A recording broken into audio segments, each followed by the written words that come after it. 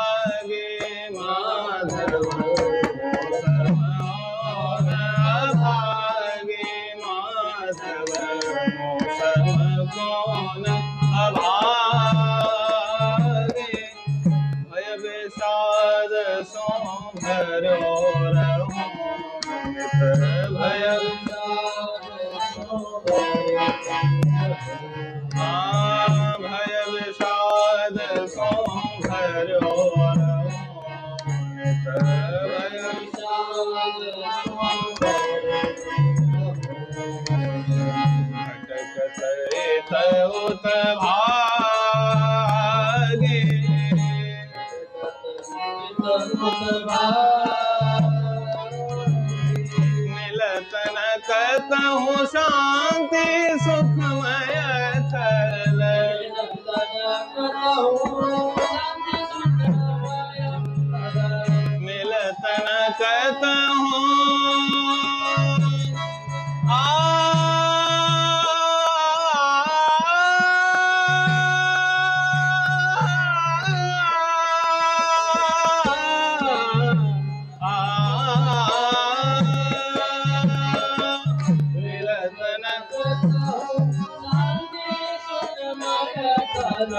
मिलतन कतहु शांति सुख मन भोग जगत जिला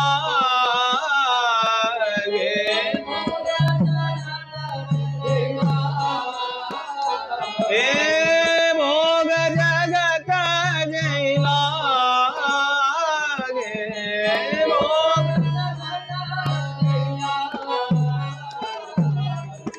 मौसम कौन भागे माधव मौसम कौन भागे माधव मौसम कौन भागे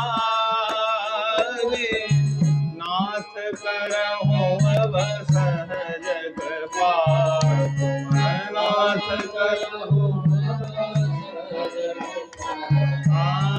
नाथ करहु अब सहज कृपा तुम नाथ करहु जागे तब विरहागे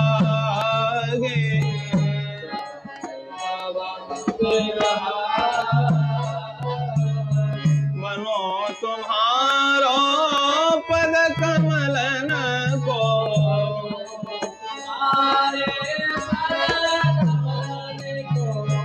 मनो तुम्हारो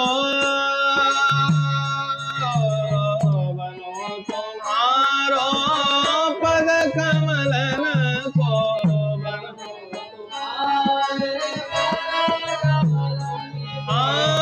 लघु सेवक बड़ भागे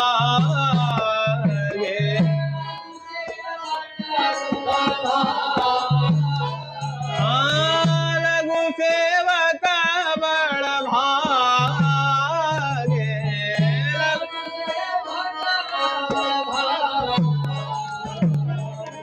मौसम कौन भागे माधव माधव मौसम कौन भागे माधव मौसम करो न पलक याद में तुम्हारे करो नाई भगति उर जागे नाई भगति मौसम कौन भागे माधव मौसम कौन भागे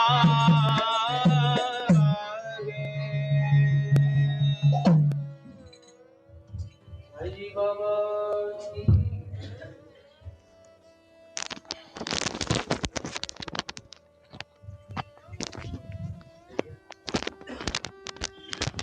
बोले राधा माधव सरकार की जय। पूज्य श्री भाई जी महाराज की जय। पूज्य श्री राधा बाबा की जय। पूज्या मैया की जय। अपने प्यारे भैया की जय। पूज्य दादा की जय। भक्तवत्सल भगवान की जय। हरि बोल। बड़े सौभाग्य का क्षण है कि आज भी हमें सत्संग और कीर्तन का परम लाभ प्राप्त हो रहा है।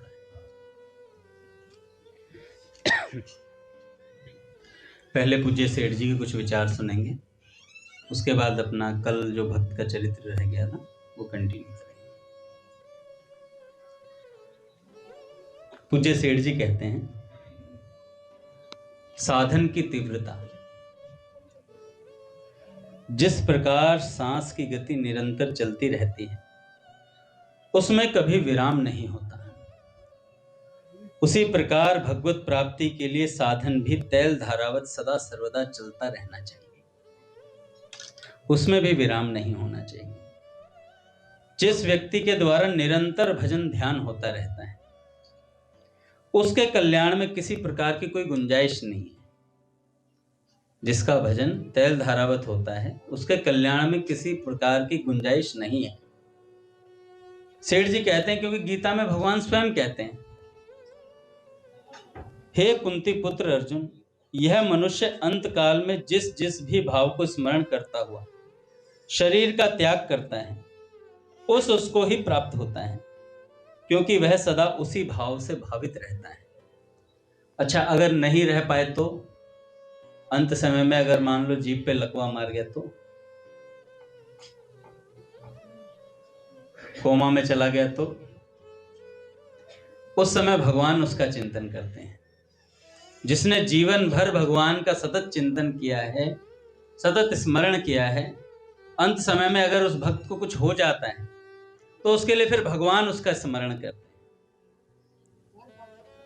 मनुष्य सदा जिस भाव का चिंतन करता है, अंत काल में प्रायः वैसा ही भाव रहता है। इसलिए भगवान कहते हैं अभ्यास करो, अभ्यास करना चाहिए निरंतर भगवान के स्मरण का। इतना ही नहीं, निरंतर चिंतन करने वाले साधक के लिए तो भगवान अपनी प्राप्ति बड़ी सहज बताते हैं। कहते हैं अनन्य चेता सत्तम यो माम स्मृति नित्यशः तस्या अहम सुलभ पार्थ नित्य युक्तस्य योगिनः। हे अर्जुन, जो पुरुष मुझ में अनन्य चित्त होकर सदा ही निरंतर मुझ पुरुषोत्तम को स्मरण करता है, उस नित्य निरंतर मुझ में युक्त हुए योगी के लिए मैं सुलभ, भगवान कहते हैं मैं सुलभ हूं, अर्थात उसे सहज ही प्राप्त हो जाता हूं। उपयुक्त श्लोकों के पहले 2 श्लोकों में भगवान इंद्रिय, मन और प्राण का निरोध साधन बतला चुके हैं। उसे बहुत कठिन कहा जा सकता है, उसे योगी ही कर सकते हैं, परंतु एक काम सभी कर सकते हैं। वो काम है भगवान का चिंतन, भगवान का नाम जप, जो जिह्वा से सभी ले सकते हैं, किसी के लिए रोक टोक नहीं है। एक ने स्वामी जी महाराज से कहा, महाराज जी मेरे तो प्रारब्ध में नहीं लिखा भगवान का नाम लेना। स्वामी राम सुखदास जी महाराज ने कहा, मैं कह रहा हूं बोल राम, कह राम, और राम बोलते कहते लिख गया तेरे प्रारब्ध में, जा तेरे जीवन में नाम जप लिख गया। अभी लो खुला दरबार है, नाम जप का खाता सदा खुला रहता है और उसका दफ्तर भी खुला रहता है। सुबह दोपहर शाम जब मर्जी भगवान का नाम लो। अवश्य ही इसमें बड़ी तत्परता की बड़ी आवश्यकता है, क्योंकि भगवान ने कहा है तस्मात् सर्वेषु कालेषु माम नस्मर युद्ध च।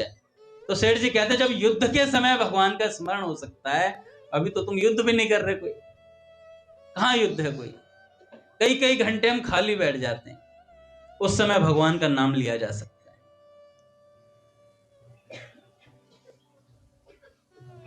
कहते हैं 61 माला हर कोई कर सकता है, कितने ही व्यस्त से व्यस्त बंदा हो, 1 लाख नाम जब सभी कर सकते हैं। पर भाई जी कहते हैं व्यर्थ का बोलना बंद करना पड़ेगा उसके लिए।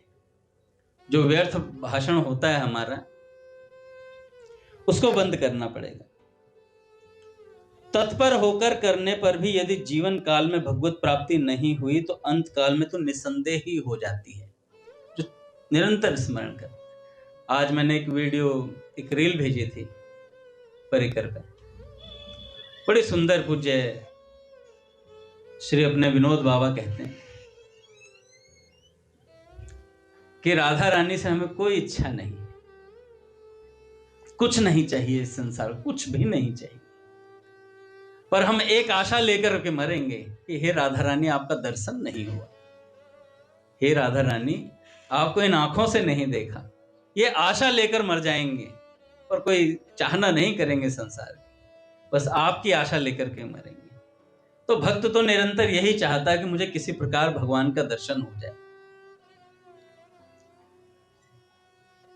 तन मन और वचन तीनों से साधन होना चाहिए। शरीर से सेवा, मन से भगवान का ध्यान और जिह्वा से भगवान का नाम जप करें। कोई भी कार्य सांसारिक स्वार्थ के लिए न करके कर्तव्य समझकर करें। जिस जिस काल में भगवत स्मृति हो उस समय भगवान की अत्यंत कृपा समझें और आनंद में गदगद हो जाए। स्वामी जी महाराज कहते हैं कभी आपके मुख पर राम आ जाए या सत्संग सुनने को मिल जाए या कीर्तन करने को मिल जाए तो समझ लो भगवान ने आपको याद किया है। आपने नहीं, भगवान ने आपको याद किया है, इसलिए आपको कीर्तन मिला है, इसलिए आपको सत्संग मिला है। आज एक जगह पूज्य श्री भक्तमाली जी महाराज, पूज्य श्री गणेशदास भक्तमाली जी महाराज कह रहे थे कि सत्संग सुनने वाले, कीर्तन करने वाले के पीछे पीछे भगवान चलते हैं, पीछे पीछे भगवान चलते हैं। हमें तो पीछे नहीं चलाना है। पूज्य प्रेमानंद जी महाराज से किसी साधक ने पूछा, महाराज जी अगर भगवान आपके सामने आए और कहें कि वरदान मांगो तो आप क्या मांगेंगे? तो पूज्य श्री प्रेमानंद जी महाराज ने कहा कि हम कहेंगे आपको कुछ चाहिए क्या सरकार, हम आपको देंगे, आपको कुछ चाहिए क्या? तो ऐसा सामर्थ्य भगवान के पास, भगवान के भक्तों पे आ जाता है। बाबूजी का पद है जिसमें हम गाते हैं, राधा माधव की जोड़ी जियो जुग लाख करोड़ी। राधा माधव की जोड़ी जियो जुग लाख करोड़ी। तो भक्त के पास ये सामर्थ्य है, वो राधा माधव को आशीर्वाद दे रहा है। बताओ, भक्त के पास ये सामर्थ्य आ जाता है। क्यों आ जाता है? अरे भगवान सामर्थ्य प्रदान कर दे। तुझे भैया को प्रणाम।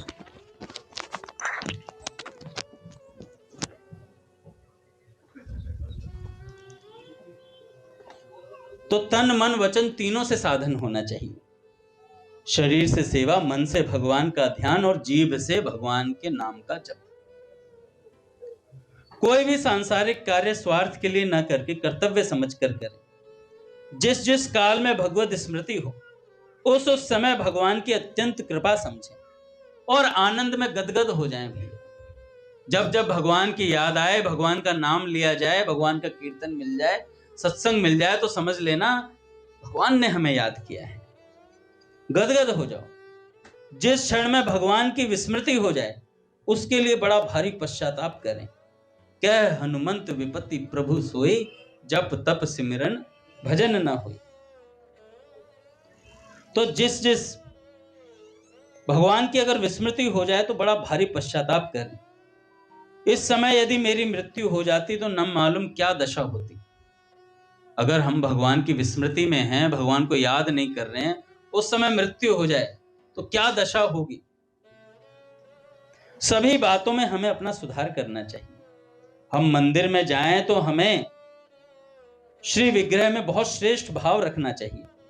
आसपास की सजावट से भगवत विग्रह को श्रेष्ठ समझें। बाहरी पूजा से भी मानसिक पूजा का अधिक महत्व है। बस हृदय आकाश में या बाह्य आकाश में भगवान के विग्रह की स्थापना करें। सेठ जी बहुत बोलते हैं इस विषय पे कि अपने सामने आकाश में कुछ ऊपर भगवान को विराजमान रखो सदा, नारायण भगवान कि, और जहां जहां चलो सोचो कि मेरे सामने भगवान सामने खड़े हैं मेरे। इस प्रकार से भगवान के ध्यान की बात सेठ जी कहते हैं। निरंतर भगवान का ध्यान रहना चाहिए। यह कार्य हर समय चलता रहे और इसी में मस्त रहें। भगवान की दया, क्षमा, शांति, समता आदि दिव्य गुणों को बार बार याद करें। बार बार भगवान के प्रेम, प्रभाव और चरित्रों का चिंतन करें। प्रेमी तो उनके समान कोई है ही नहीं, और रही प्रभाव की बात तो भगवान से अच्छा प्रभाव किसी का भी नहीं। सो जो जो भी विभूति, कांति, शक्ति युक्त वस्तु है, भगवान ने गीता जी में खुद कहा है, उसको भगवान के ही तेज का अंश मात्र मानना चाहिए। इस प्रकार सभी वस्तुओं में प्रभाव देख देख कर उनकी स्तुति, प्रार्थना एवं ध्यान करना चाहिए। इनमें ध्यान का महत्व सबसे अधिक है। जब भगवान के समान भी कोई नहीं है तो श्रेष्ठ तो कोई हो ही कैसे सकता है। इस आशय के भावों द्वारा उनकी स्तुति करें। प्रार्थना में यह भाव रखें कि आपका मधुर चिंतन और ध्यान निरंतर होता रहे। सेठ जी एक जगह कहते हैं कि भगवान से मांगे, भगवान से कहें, हे नाथ मुझे आपका नाम प्यारा लगने लग जाए, आपका रूप प्यारा लगने लग जाए, आपके चरित्र मुझे प्यारे लगने लग जाए, आपके भक्त मुझे प्यारे लगने लग जाए। इतने से ही काम हो जाता है। इसी प्रकार हमें श्री रामचरितमानस के आदि से अंत तक की लीलाओं को चुन लेना चाहिए। ये बात सेठ जी कई बार बोलते हैं। सेठ जी कहते हैं भगवान के लीला चरित्र जितने भी हैं, रामचरितमानस लो या भगवान की श्री कृष्ण की कोई लीला ले लो, उनमें से कुछ लीलाओं को आप याद कर लो जो आपको अच्छी लगती हैं, फिर उनको बार बार चिंतन करो। रामचरितमानस की कई चौपाइयां आपको बहुत प्रिय होंगी, उनको बार बार दोहराते रहो, तो इससे क्या होता है, भगवान का चिंतन हो जाता है। सेठ जी कहते हैं याद कर लो। यह ध्यान करने का एवं मन को सुगमता पूर्वक भगवान में लगाने का बड़ा सुंदर सहज तरीका है। मनुष्य का बहुत सा समय व्यर्थ चिंतन में बीतता रहता है, परंतु इस साधन में संलग्न हो जाने पर मन को मनन और चिंतन करने का बड़ा सुंदर कार्य मिल जाता है। यही इस साधन की सबसे बड़ी विशेषता है। मन को खूब व्यस्त रखना चाहिए, मन को खूब व्यस्त रखना चाहिए। जैसे संसार के काम से हटें, पहली बात तो स्वामी जी तो कहते हैं संसार का कोई काम ही नहीं है, अपने जो काम है वो भगवान का है। पर अभी हमारी मान्यता में नहीं आया है, अभी हमारी मान्यता में नहीं आया है, क्योंकि हम जब भी करते हैं तो संसार का ही काम करते हैं, ऐसा सोचकर बुद्धि के एक अंश में भी नहीं आता है। मैं तो अपनी बात बता रहा हूं, बाकी किसी का आता हो तो अलग बात है, कि अभी एक अंश में भी ये बात नहीं आती कि मैं भगवान का कार्य कर रहा हूं। जिस दिन ये बात एक अंश में भी आ जाएगी, उस दिन फिर वो भगवान का भजन हो जाएगा। जब तक नहीं आ रही है तब तक भगवान का भजन ही भजन की तरह कर ले, है ना, इतना ही काम हो जाए हमसे। साधन में ढिलाई नहीं करनी चाहिए। साधक को कभी रामायण, कभी गीता जी, कभी भागवत जी, इनका मनन करता ही रहे। दिन भर के अन्य व्यर्थ कार्यों से मुख मोड़कर ऐसे ही कामों में लगे रहना चाहिए। साधन में ढिलाई लाने वाली, साधन की चाल तेज न होने देने वाली बड़ी बाधा है विषयों की आसक्ति। अतः सावधान होकर संसार के पदार्थों में जो आसक्ति है उसे सर्वथा हटा देना चाहिए। संसार और उनके पदार्थों को नाशवान, क्षण भंगुर एवं दुखदायी समझकर उनसे मन को हटाकर वैराग्य करें। मन को वश करने के लिए अभ्यास और वैराग्य ही मुख्य साधन। एक साधन और है, ये तो भगवान ने बताया, अभ्यास और वैराग्य। आज मैंने एक संत से सुना, उन्होंने कहा कि मन को वश में करने का उपाय गुरुदेव है, आपके सदगुरुदेव भगवान हैं, उनके सामने अपने मन को प्रस्तुत कर दीजिए एक बार। पूज्य बाबा भी कहते हैं, पूज्य राधा बाबा भी, आपका मन जहां जहां जाता है, जिन जिन विषयों में जाता है, उन बातों को लिख करके अपने गुरुदेव तक पहुंचा दो। उसके बाद देखो आपका मन काबू होता है या नहीं होता है। अवश्य होगा। संतों में ऐसी सामर्थ्य होती है, विलक्षण सामर्थ्य होती है। एक बार एक बहेलिया था और वो जानवरों को मारता था, और जानवरों को जान से नहीं मार पाता था। उसके बाणों से क्या होता, घायल हो जाते, तो तड़प तड़प करके मरते। तो आज पूज्य भक्तमाली जी महाराज सुना रहे थे कि श्री देवर्षि नारद जी महाराज वहां प्रकट हुए। उन्होंने कहा, भाई तू ये कार्य क्यों करता है? तो उसने कहा कि मेरे को मजा आता है, मेरे को बड़ा सुख मिलता है इनको तड़पता देख करके। तो ऐसी बात बोली तो पूज्य गुरुदेव ने कहा कि भाई देख, जैसे तुझे मजा आ रहा है ना, तू तो इकट्ठा इसी जन्म में मार रहा है सबको। ये सब तुझे बदला लेने के लिए, जितने तूने मारे सबके लिए एक एक जन्म लेना पड़ेगा तुझे। सब बदला लेंगे तुझसे बराबर, सब बदला लेंगे तुझसे, तू चिंता मत करना। और ऐसा बदला लेंगे कि तू भी तड़प तड़प करके मरेगा। अब ऐसी बात बोली कि साक्षात देवर्षि नारद जी महाराज तो भगवान के मन है, और नारद जी महाराज का संग थोड़ी देर का प्राप्त हुआ। तो उसने कहा कि जब ऐसी बात उपदेश सुना तो उन्होंने कहा, मेरे उद्धार का उपाय बताओ आप। मैंने तो इतनी हत्याएं कर दी हैं और इतना भीषण मुझे झेलना पड़ेगा, कई जन्म लेने पड़ेंगे और सब मेरे को तड़पाएंगे, अब इससे बचने का उपाय बताओ। तो देवर्षि नारद जी महाराज ने कहा कि तुम ऐसा करो, आज से ही भगवान के नाम में लग जाओ, आज से ही अभी से भगवान के नाम में लग जाओ। भैया कैसा प्रभाव था। भक्तमाली जी महाराज कह रहे थे कि ये वो लग गया, वो अलग बात है, वो कहने मात्र से लग गया, ये अलग बात है। पर ये देवर्षि नारद जी महाराज के संग का प्रभाव था कि उसके मन में ये प्रश्न आया कि मेरा उद्धार कर दो। ये प्रश्न बड़ी मुश्किल से आता है, नहीं तो ये प्रश्न ही नहीं आता उद्धार का। कई कई साल सत्संग सुनते रहे। कल बताई थी ना मैंने घटना, एक सज्जन 20 साल से सत्संग सुन रहे थे। भैया वो एक दिन वो बीमार पड़ गए, तो उन्होंने अपने लड़के को भेज दिया सत्संग सुनने। वो लड़का सत्संग सुन के आया, सत्संग में बात सुन ली, गौ माता में सारे देवता विराजमान रहते हैं। आकर के वो दुकान पे बैठ गया। उनके पिताजी अगले दिन सत्संग में चले गए। गौ माता आई और वो परचून की दुकान थी, तो सामान में उसने खाना शुरू किया। अब उन्होंने सत्संग में सुनी थी बात, भाई गौ माता के मारना चाहिए नहीं, तो उसने अप्लाई कर दी सत्संग की बात, भाई गौ माता को तो मारना नहीं क्योंकि इसमें तो सभी देवता विराजमान है। वो पिताजी आए, कह रहे अरे क्या कर रहा है? कह रहे पिताजी वो गुरुदेव भगवान ने कहा था सत्संग में कि गौ माता में सभी देवता विराजमान रहते हैं, तो इसलिए गौ माता को तो मारना नहीं होता है, तो ये खा रही है प्रसाद आराम से। तो पिताजी ने कहा अरे सत्संग सिर्फ सुनने के लिए होता है, पालन नहीं करना होता उसका, सुनने के लिए होता है। अरे बाप रे बाप, ये पूज्य श्री प्रेमानंद जी महाराज सुना रहे थे। तो उन्होंने कहा कि सुनने के लिए नहीं, धारण करने के लिए भी होता है। महाराज जी बड़ा जोर देते हैं, कहते हैं कि सत्संग सुनो नित्य, कोई ना कोई एक बात सत्संग की पकड़ लो जिससे कोई जीवन में परिवर्तन भी आए। पूज्य भक्तमाली जी महाराज तो आज कह रहे थे परिवर्तन नहीं भी आ रहा तो भी छोड़ना मत सत्संग, एक दिन आएगा। 60 सुधरे सत्संगति पाए, 60 भी सुधर जाते हैं।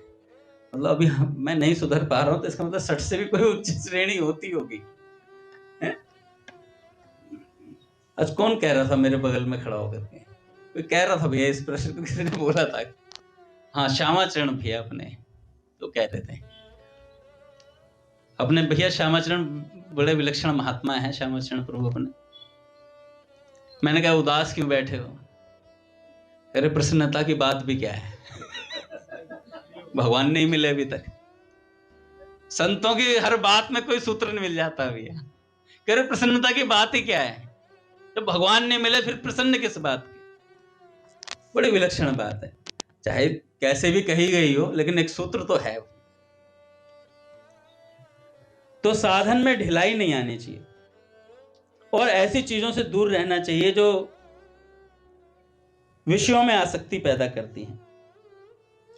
मन को वश करने के लिए अभ्यास और वैराग्य ही मुख्य साधन है।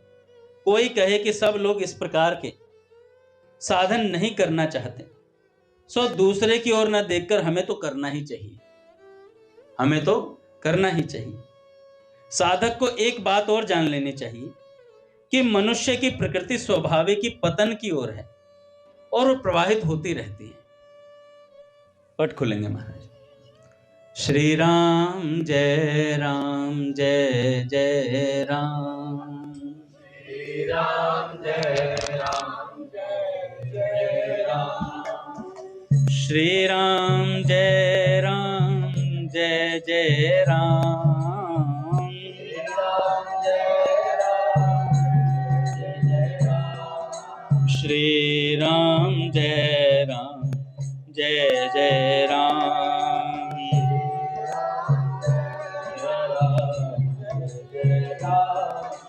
जय जय श्यामा जय जय श्याम,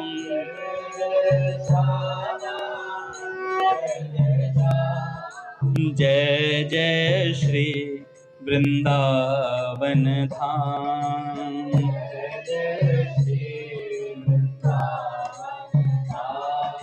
जय बरसाना जय नंदगांव, जय बरसाना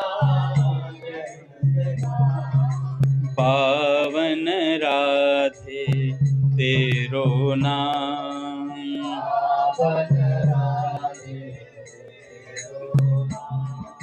श्री राम जय जय राम,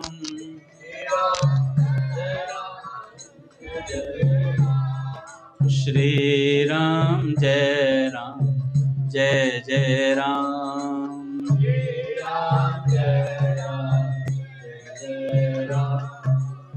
बोलिए राधा माधव सरकार की जय।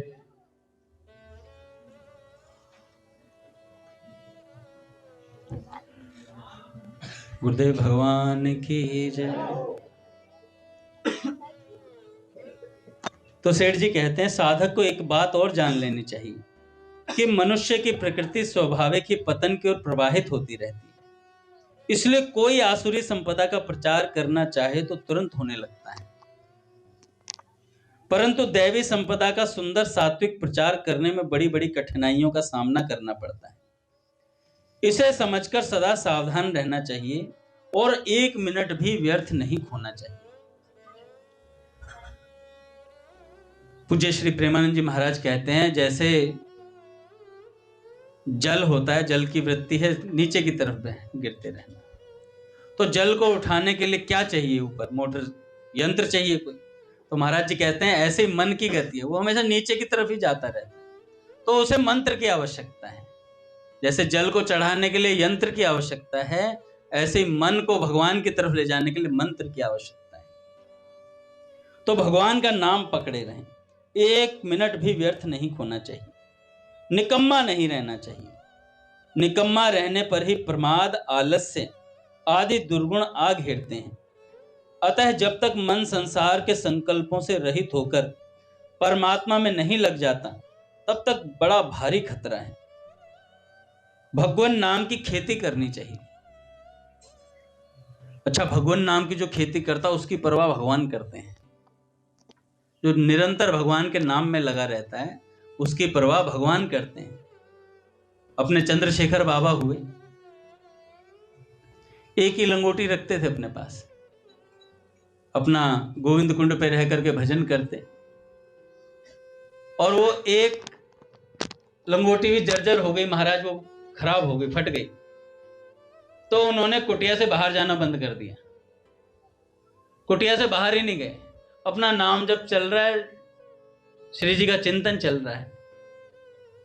जब बाहर नहीं गए तो 2 दिन में एक बालिका आई और बगल वाली कुटिया में एक महात्मा से कहा कि आपके बगल में जो कुटिया है उसमें एक महात्मा रहते हैं, उनकी जो लंगोटी है वो जर्जर हो गई है, तो आप ये लंगोटी उन्हें दे दीजिएगा। और प्रसाद भी दिया, कहा कि ये प्रसाद भी दे दिया। उन्होंने 2 दिन से कुछ खाया नहीं। तो महात्मा गए पूज्य चंद्रशेखर बाबा के पास और जाकर के बोले ऐसे ऐसे एक बालिका आई थी। तो उन्होंने कहा ये बात तो मैंने किसी को बताई नहीं बाहर, तो पता कैसे चली? तो उन्हें स्मरण आए तो श्री जी साक्षात स्वयं आई और रुदन करने लगी। चंद्रशेखर बाबा रुदन करने लगे कि श्री जी को इतना कष्ट हुआ कि मेरी वजह से उन्हें आना पड़ा, और खूब जोर जोर से रो रहे थे। तो श्री जी प्रकट हुई। हाँ भैया, हाँ भैया, इन्हीं के लिए। तो जब प्रकट हुई तो श्री जी ने सिर पे हाथ फेरते हुए कहा कि तुम रुदन क्यों करते हो? जो मेरे चिंतन में लगा हुआ है उसकी परवाह मुझे रहती है, मैं उसकी चिंता करती हूँ। तो हम भी जब भगवान के भजन में लगे हुए हैं, पूज्य श्री प्रेमानंद जी महाराज आज कह रहे थे एक सत्संग में कि प्रत्येक साधक को भजन करते हुए उसका इष्ट देख रहा है, हम उनकी नजर में हैं। ये भैया भय लगता है इस बात से मुझे, सच बता रहा हूं मैं, क्योंकि हमारा मन हर समय तो भजन करता नहीं, और जब भजन नहीं कर रहे थे तब भी इष्ट की नजर तो रहती है, अगर कुछ गलत सोच रहे हैं। जब अपनी पूज्या प्राची दीदी का प्रसंग आया, मैं कई बार चर्चा करता हूं, तो जब उस समय 2020 और 21 का जो समय था वो घबराहट में निकला।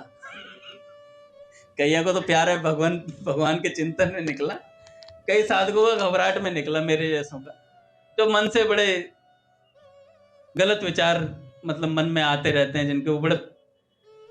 तो मुझे ऐसा लगता था कहीं प्राची दीदी कुछ मेरे मन के विचार पढ़ के भैया को ना बता दें, अगले दिन हमारी फजीती हो जाए। तो कोई नहीं बताई थी, तो घबराहट सी रहती थी। अपने कई भक्त हुए राधा रमन जी, जिनके साथ तो अभी भी कई घटनाएं घटती हैं, उनका चिंतन इस प्रकार का है। तो हम अपने इष्ट की नजर में हैं।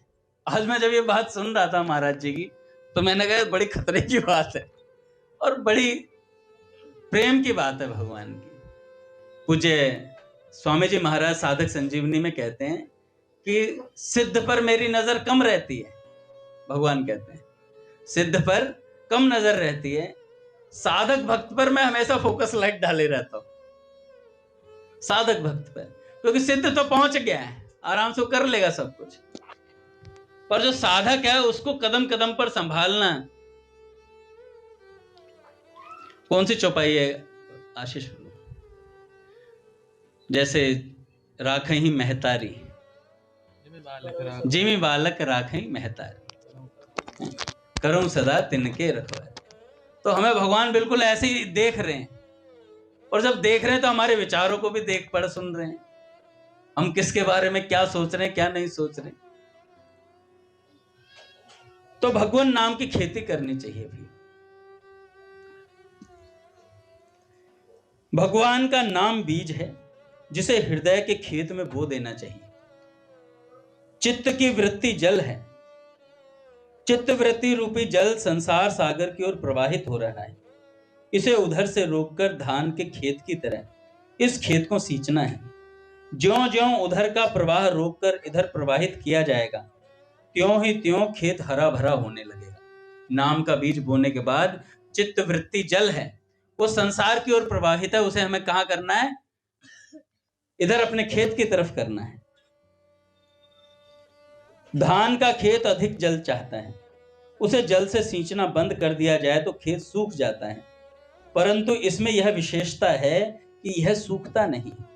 तथापि सींचने का काम कभी बंद न करें, हर समय सींचता ही रहे, यही काम सबसे बढ़कर है।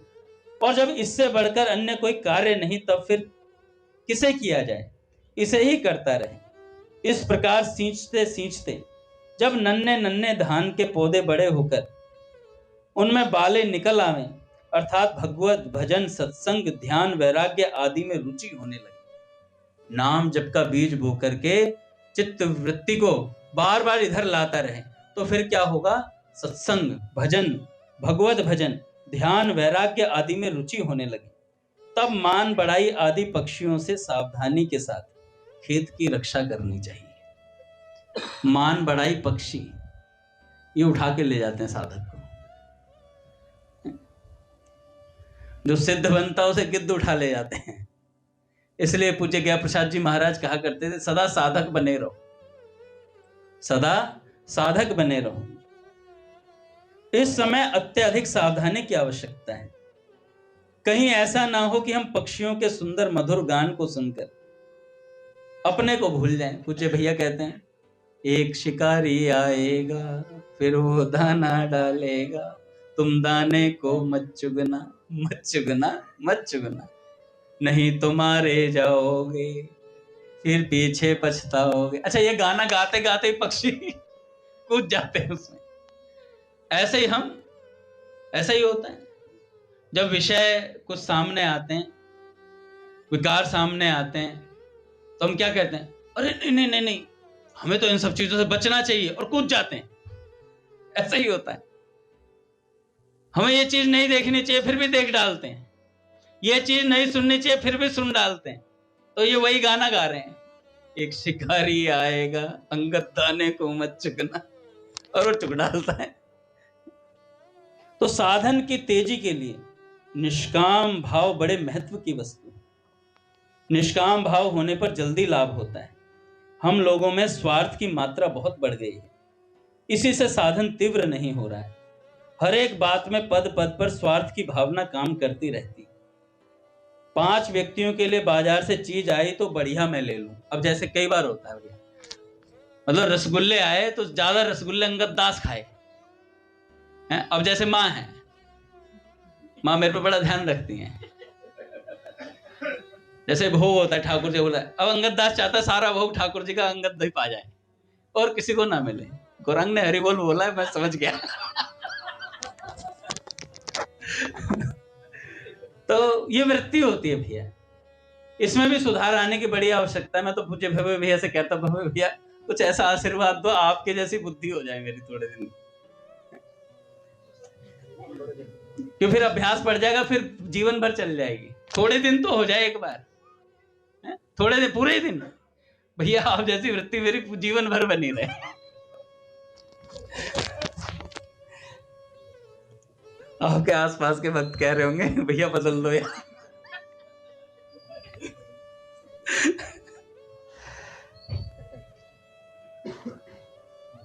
परंतु गिद्ध की तरह दृष्टि रहती है हर चीज पर, कि सारा सामान हमारे पास आ जाए। इससे बहुत बड़ा पतन है। अतः स्वार्थ दृष्टि का त्याग करके लोक सेवा की दृष्टि निष्काम भाव पूर्वक संसार के काम में किया जाए तो अत्यधिक लाभ होता है। ये साधक को ध्यान देने की बातें हैं। कल हम सुन रहे थे श्री देवकी नंदन गोस्वामी प्रभुपाद जी का चरित्र। तो उसमें जब हमने सुना कि रामदास बाबा जो थे उनके साथ गोष्ठी किया करते थे,